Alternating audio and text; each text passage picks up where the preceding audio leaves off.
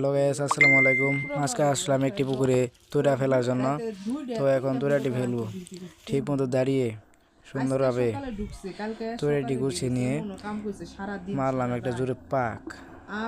তুরাটি দেখে মনে হচ্ছে ছড়বে না, কিন্তু তৈরাটি যখন পানি পর্যন্ত চলে যায় তখন দেখি সুন্দরভাবে তৈরাটি গোল হয়ে ঝরে পড়ে গেছে। তো এখন আপনাদেরকে একটি কথা বলতে চাই, সেটি হচ্ছে তৈরা ফেলাটি আপনাদের কেমন লাগলো অবশ্যই কমেন্টে বলে যাবেন, এবং চ্যানেলটিকে সাবস্ক্রাইব করে না থাকলে অবশ্যই সাবস্ক্রাইব করে দেবেন। এর সাথে আরেকটি কথা বলতে চাই, অবশ্যই অবশ্যই লাইক কমেন্ট শেয়ার করে অন্যদেরকে ভিডিওটি দেখার সুযোগ করে দিবেন।